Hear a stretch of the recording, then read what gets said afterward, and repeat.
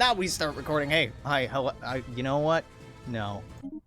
Immediately, I'm just like, fuck the Stellaris music. It's too intense, dog. It's too intense.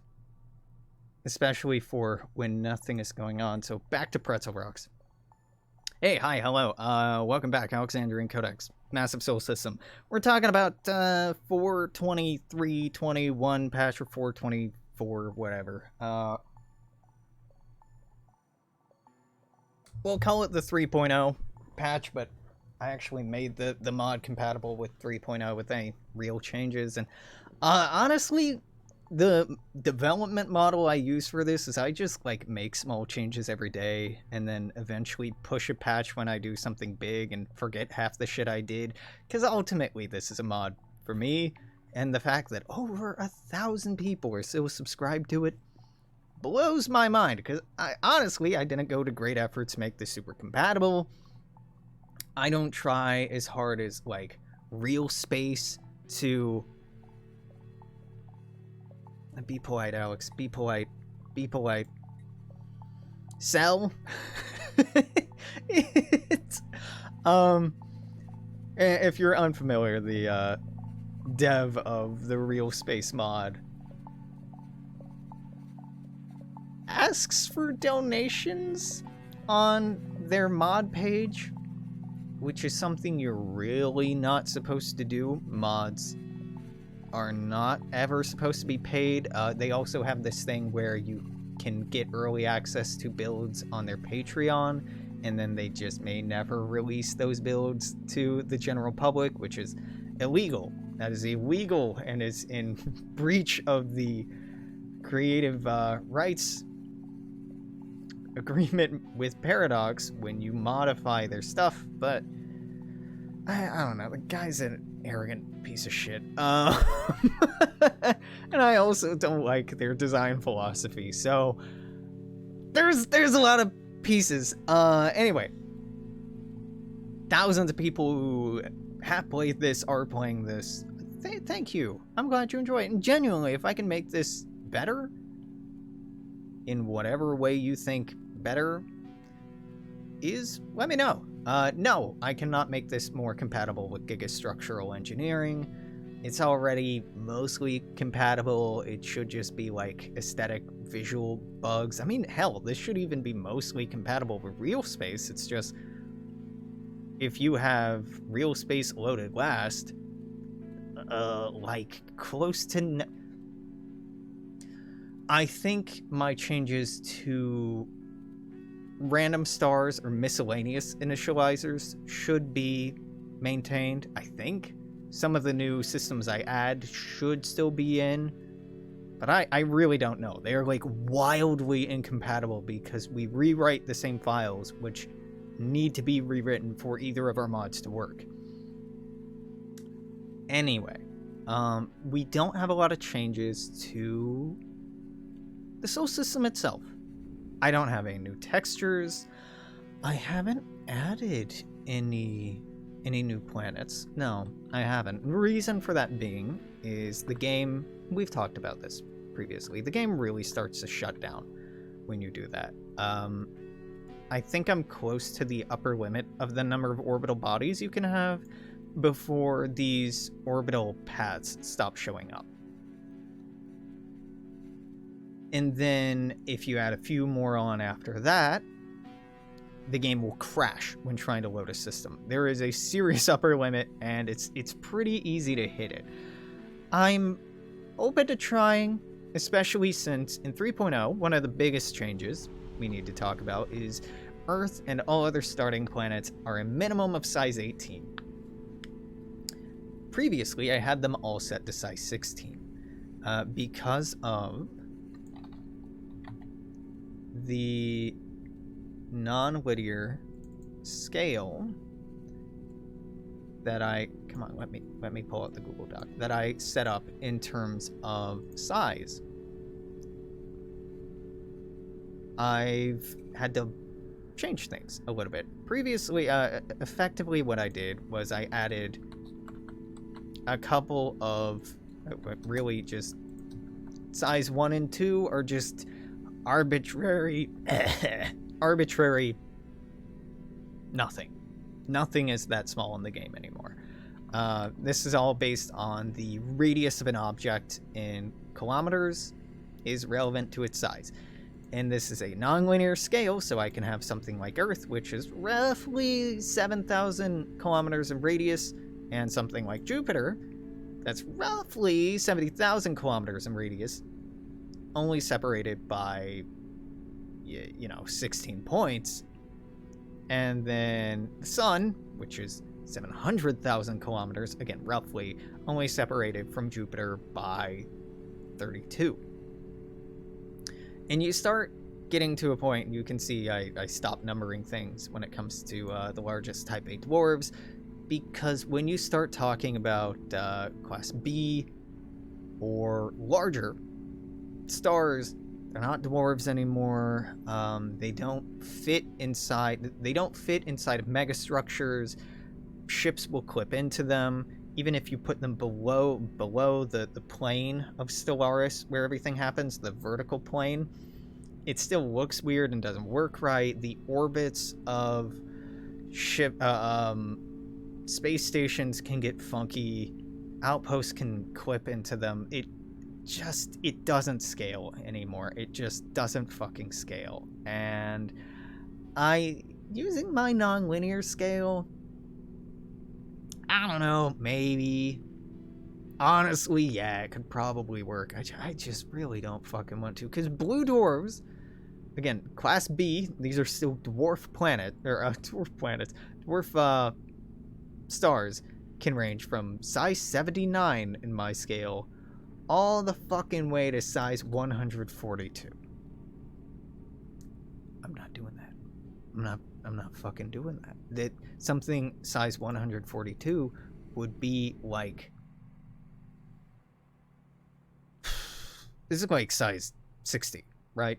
142 would be closer to the orbit of Mercury. It's realistic, but then I have to change. I can add them in the game, and Class B stars I haven't removed from the game. I've just removed every script referring to them. I've switched them all over to Class A, because they look the same. They're blue.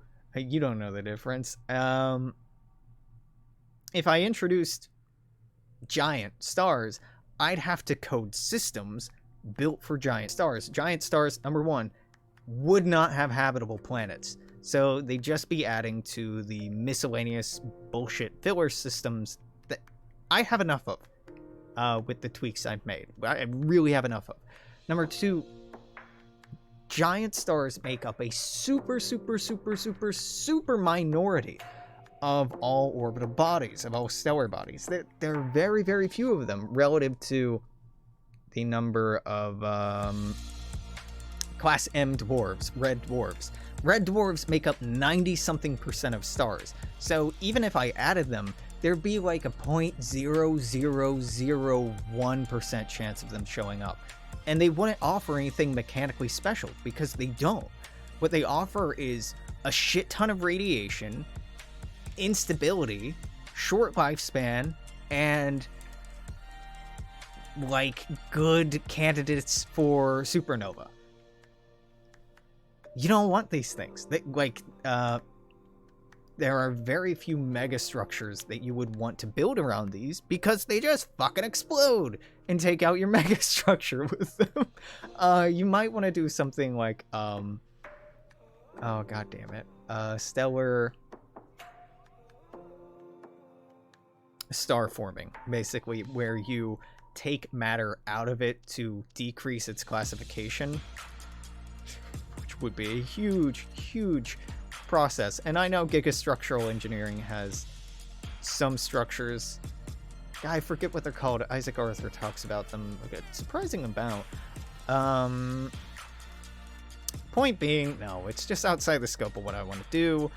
There are a mind-boggling number of stellar bodies and planetary bodies in a single galaxy. We're not going to get a representative number when we're dealing in hundreds of systems. So let's just say that there are only hundreds because this weird hyperlane network only hooks up to things of a certain mass or things of a certain gravitational blah, whatever rationale you want to do. But yeah, it is for my sanity, and it's for mechanics, and it's for aesthetics that I don't have it. And I am really uninterested in changing that attitude. So we're stuck with it. One small thing I've done is Jovian moons, Saturnal moons, Neptune moons, Uranian moons. Their orbits aren't all at least one. And I'm probably going to... I need to make a note, because I actually meant to do this and I forgot. Change gas giants moon code. The way it was previously was each moon would be at least one distance, or approximately this distance, away from the prior moon in orbit. Now I use, prior to spawning the moon, a command to change the orbit and then spawn it. So moons can either be 0 distance from the last moon or 1 distance. Prior, they could be 1 distance or 2. And that looks okay until you get a random spawn that's doing 4 fucking moons and they're all out there, and it... I ain't into it. I ain't into it. So I'm tweaking that. I have tweaked it for all these initializers that I've coded by hand, but for the miscellaneous systems and random systems, I still need to do that. So that's a good reminder. So, you know, we have some aesthetic changes, small aesthetic changes to the Sol system. It looks silly for these to be in the rings when they're really not in the rings, but that's okay. When we're dealing with scale like this, all of these would be here, here, and like here for the furthest one out, and they would be the size of like these stars in the background if this were a linear scale. So, you just gotta suspend your disbelief a little bit. I unfortunately don't have too many new skins to talk about, as previously established. Once we start getting out here, Miranda, I have a skin for, and like Oberon, you can see where there's photography of the moon. Titania, you can see some seams where I've tried to mesh real orbital stuff from JPL. But really, things start getting messy as we start getting out here a little bit. Even in the seams, that's the price you gotta pay. So none of that's super new or interesting, right? Let's look at the code. Let's look at what is new and interesting. Solar system, yada yada yada. You changed some orbits. That's not all that exciting. Alright, okay. Oh, what's this? The neighboring systems? This shit used to be the guaranteed habitable world spawner. I hate that mechanic, and I have removed it from Sol. Is it balanced? No, I think Sol is more powerful as a start than it's ever been with my mod, and I've kind of just made it better. And I may walk that back, but it's kind of hard to. Anyway, I now have unique spawners for some of the closest stars or stellar bodies to the Sol system, or some of the most populous stellar bodies to the Sol system. Oh, most populous within burp. All of these except HD 40307 are within 40 light years of Earth. Sorry, of Sol. I mean, there's a small difference, but there's a difference. HD 40307, I think, is 42, and I was just willing to round that down. Why 40? It's arbitrary. It's completely arbitrary. Basically, after about 20 to 30 light years, our resolution of stars gets a lot worse. Our data on stars gets a lot worse. So once you start getting further out, we get astronomically more stars astronomically. We get a lot more stars, especially as you start going coreward. But what we know about them really drops off, and the number of planets that we know of or suspect is just kind of a big question mark. Unless you're talking about the Kepler planets, which a lot of those are still included, or Kepler stars. Those are way the fuck away from Earth. Like hundreds of light years, so thousands in some cases, so it's outside the scope of what I'm doing here. Some of these you're gonna recognize. The way it's set is they will spawn a number of jumps away from Sol dependent on how far they are from Sol. If they're 1 to 2 jumps, that means they are under 8 light years. If they're 2 to 3, that's 9 to 16. 3 to 4 is 17 to 24. You get it. It goes in increments of 8 LY. Why 8?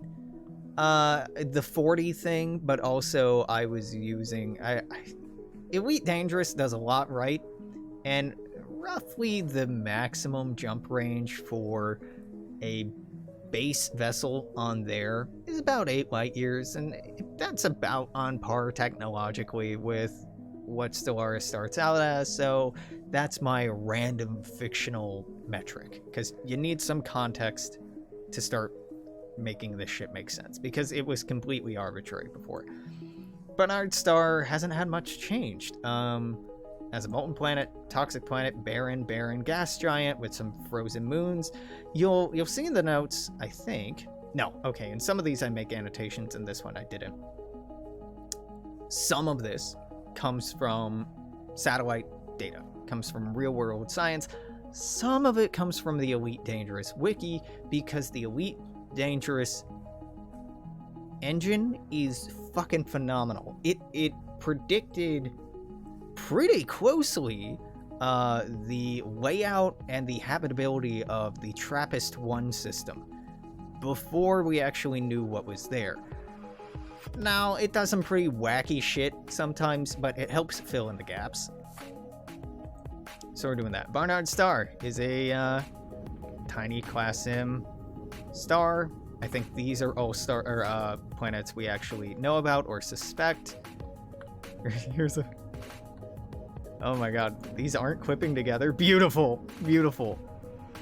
There's just a tiny variation in their orbit. I love it. Okay, yeah. Looks great, boss. Yeah, nothing too crazy here. Really nothing too crazy. A lot of these are gonna be big sleep. What's up next? Alpha Centauri. Alpha Centauri is huge in science fiction. Proxima Centauri, more often than not, has habitable worlds. In reality, there doesn't seem to be much there, honestly. Alpha Centauri A doesn't have anything orbiting it primarily. It's got a couple of things. Alpha Centauri B has like a molten world, but like these are barren molten worlds without much going on. And we can look at the code. Look at the code of Alpha Centauri A. You got the one of these, and you got the one of these, and that's about it. That's really about it. Alpha Centauri is a pretty big disappointment, especially in comparison to science fiction accounts, but, you know, makes it more interesting. Proxima Centauri actually shouldn't fit in here. Proxima Centauri, using my scale, which is about one in-game distance equals about 0.06 light years. It'd be somewhere like out here. But the game complains when you make systems that are larger than 500 distance, so Proxima Centauri is set at 500 distance. And the game still is like, this system's too big, you shouldn't be doing this. And, yeah. Wolf 359. Wolf 359, another Class M dwarf.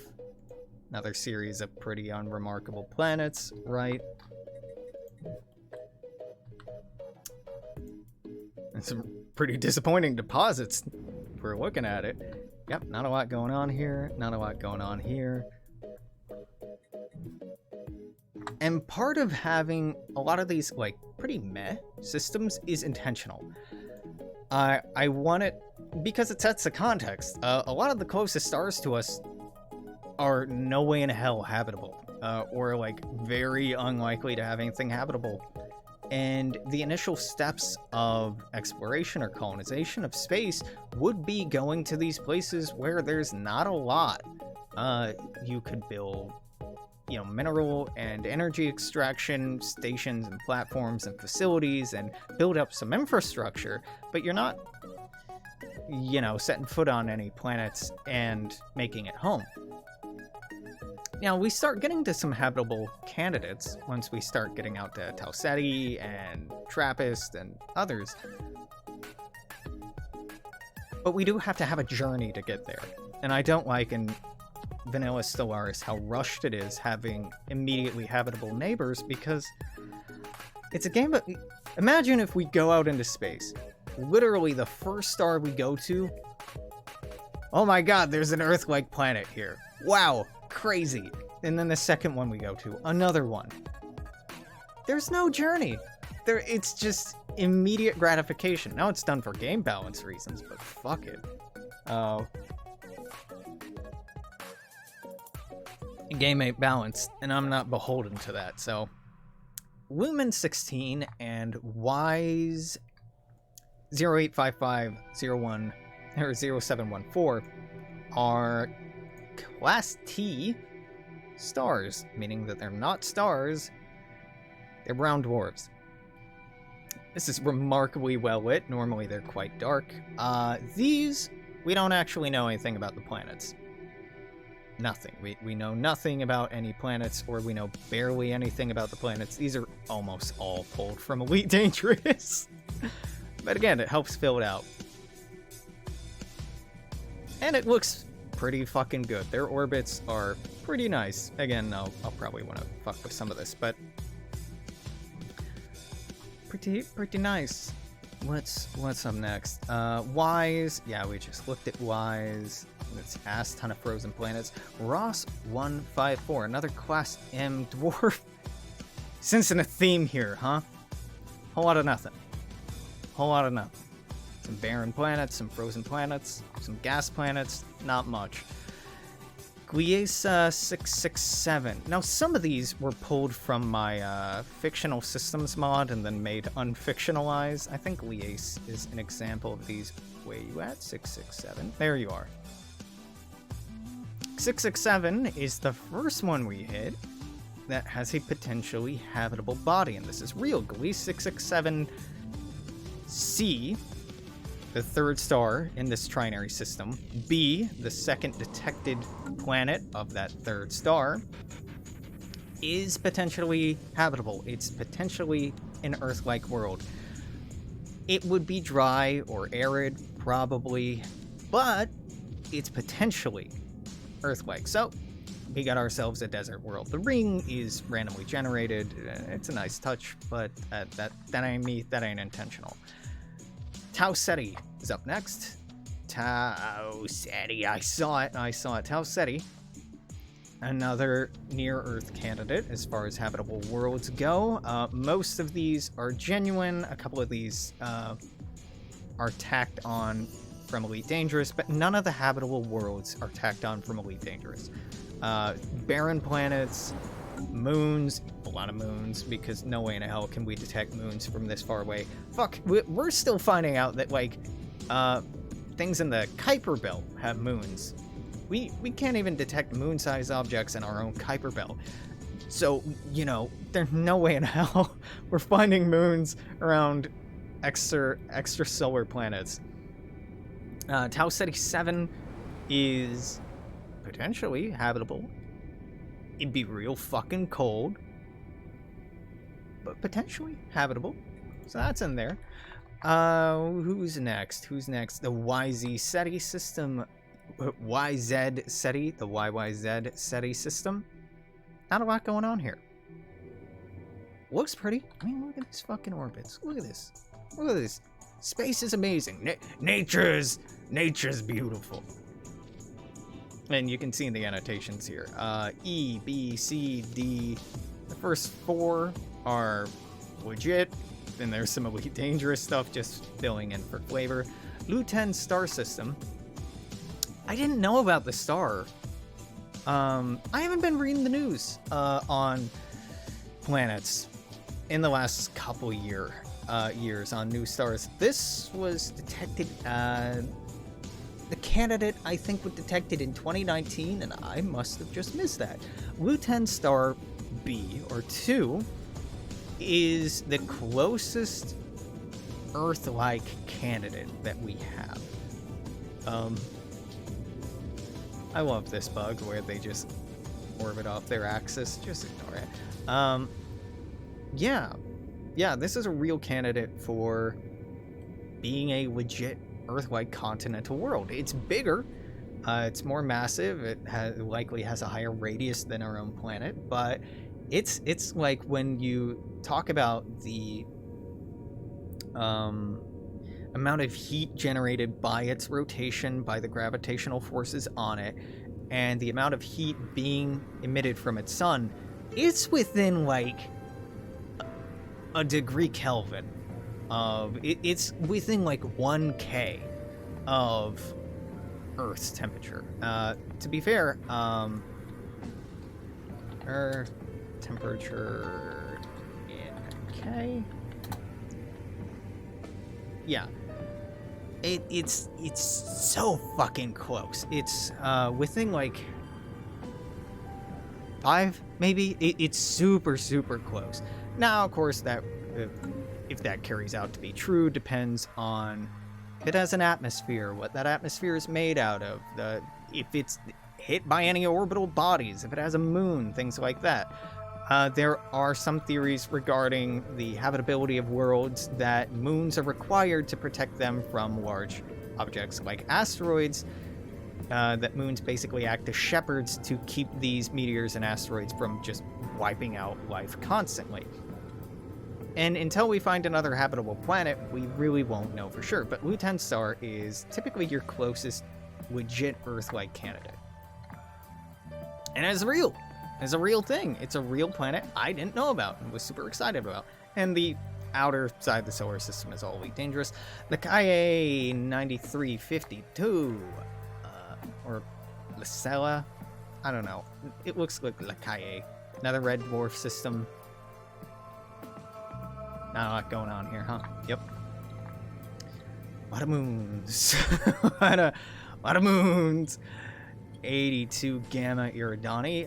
82 Gamma Eridani, I think, or G Eridani, because it's never actually spelled out Gamma, and I'm not quite sure where that is. I'm probably staring right at it if I can't see it. 82 Gamma Eridani. Yep, has a wormhole.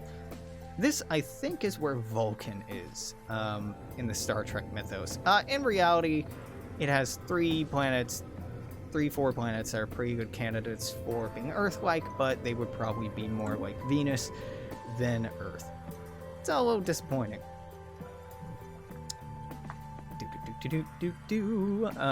Gliesa 581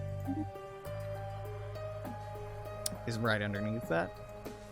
This has another Earth-like candidate, but it'd be really fucking cold. It wouldn't quite be a tundra world, but it would be very cold if habitable, so it's alpine. It's a little close. Yeah, Class M stars tend to have these really densely packed systems because they don't have a strong gravitational field. Anything, well, I mean, relative to a planet they do, but any planets they have would be kept in pretty tight. Maybe a couple outliers. I think this asteroid belt is based on a real debris disk that we've detected outside of Gliese 581. I did not throw those in willy-nilly to look cool. HD 219314. Yeah, what?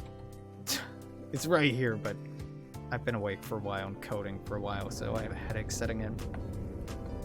Another Class K star. Class K stars are actually better candidates than Class G, like R star or Class M stars. They're a little smaller, a little cooler than R star, but they are stable for significantly longer periods of time. They're better candidates than Class M stars because they are far less likely to have coronal mass ejections that would toast nearby worlds. Their stronger gravitational pull would allow planets to sit further away and be potentially habitable. The only way anything's habitable here is if one of these moons, gas giants, potentially has a moon, but they're still not in the right habitability range, and not even this outer moon, so it's a wash. But it's pretty. HD 4030.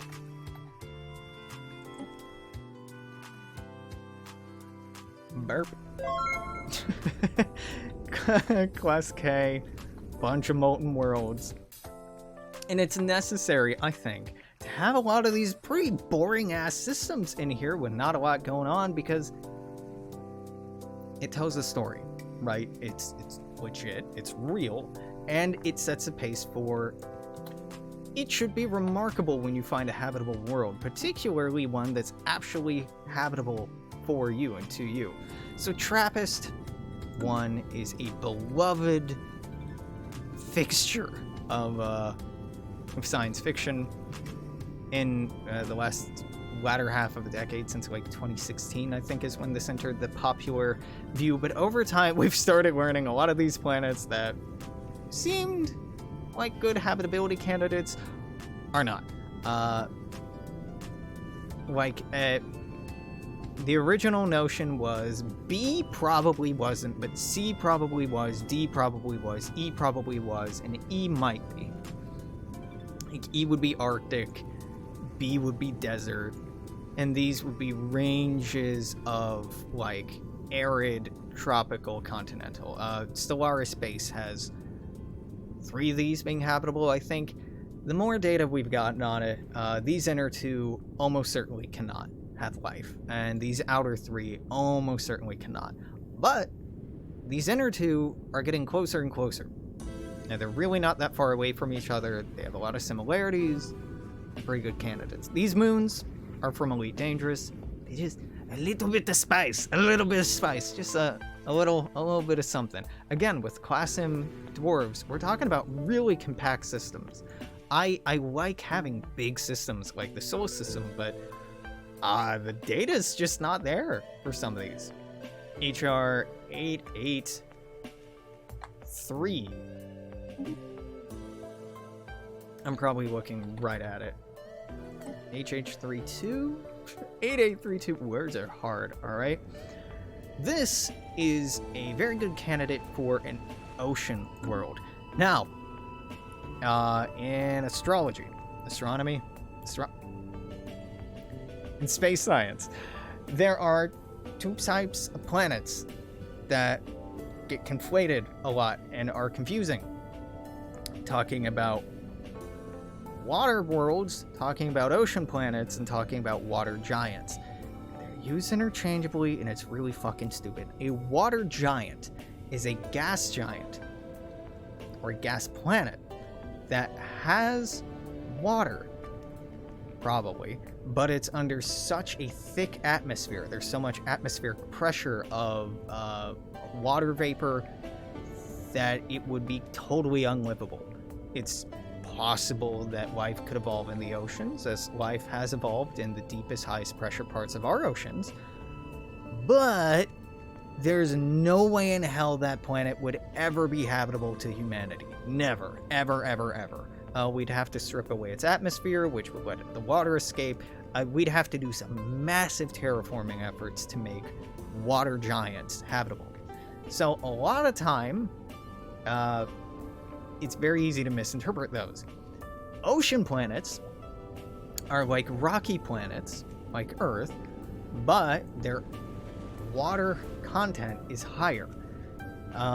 We are like something like 70% rock on Earth, and I don't think it's 30% water. The surface is like 90-something% water, but the Earth itself is 90% silicate material. Yeah, and then like 16 or 20% metal and like a small fraction of water. It's all mostly on the surface. Some of it's drained down, but it's actually there's more water in the silicate structure of Earth than there is on the surface by a significant amount. But point being, we have a decent amount of water, not a lot.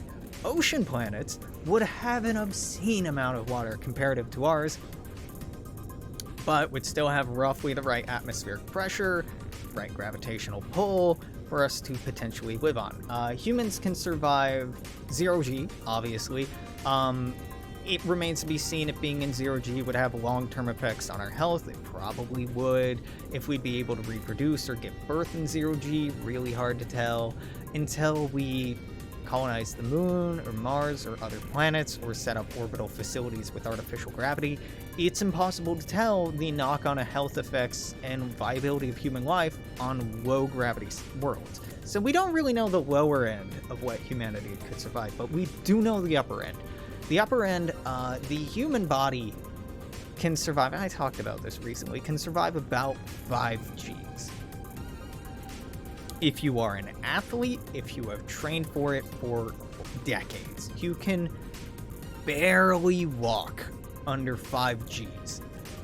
G is gravitational unit, so gravity 5 times higher than Earth. You could barely walk.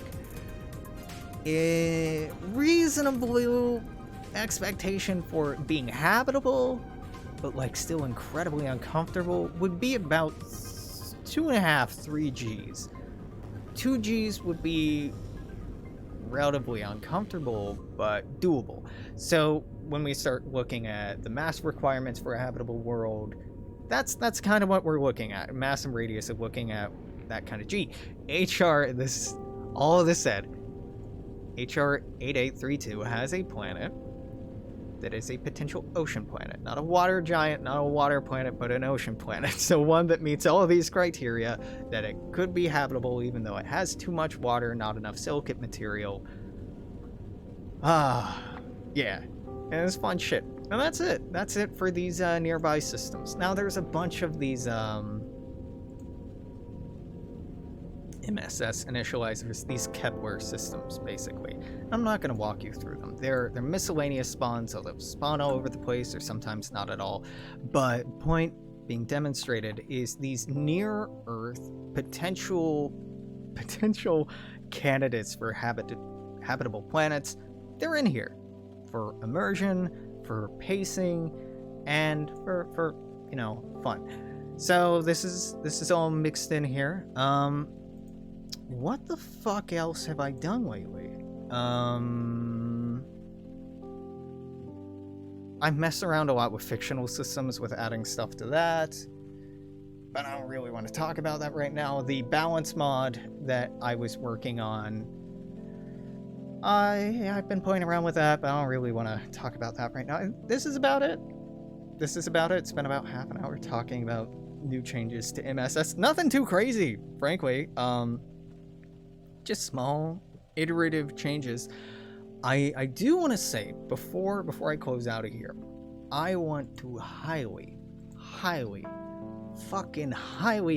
recommend aesthetic cinematic gameplay.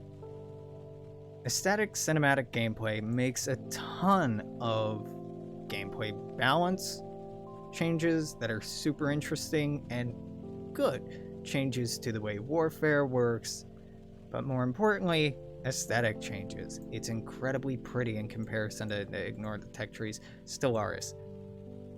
Battles are slower, or not slower, but better paced, more believable, actually animated, they're fucking gorgeous. And something that they don't really make a selling point, which is a huge fucking selling point, they use system scale. I don't touch system scale anymore, but I used to when I first came out with this mod. System scale makes space bigger, makes distance bigger. It has a system scale of 2, which just means the space between things is multiplied by 2. it makes this look so much better. And all the other changes are amazing, and I've really enjoyed so far. So I just want to wrap this up by saying, if you use this mod, I highly recommend using ACG. It is just a wonderful fit, and they have a bunch of patches for other mods that work well with them, and I can throw together like a load order for what I use if people are curious. But yeah, I think I am gonna get out of here. I would like to stream probably in the next week or so. Leviathan is coming out, and I wanted to play as the Salish in U4 Leviathan to see the changes to the First Nations and see if they're not just horrible to play now. I may do that. I was wanting to do another long-form Stellaris Let's Play, but I've been waiting for mods to get patched. But now they're mostly all there, so I might go for it. I'm still playing around with the theming, and that's why I've been doing a bit of work on the pacing and stars in my own mod. But yeah, I have some vague aspirations, but nothing super pressing right now. So until later, whenever that may be, I'm gonna say toodaloo. Take care. I'll see you then. Bye-bye.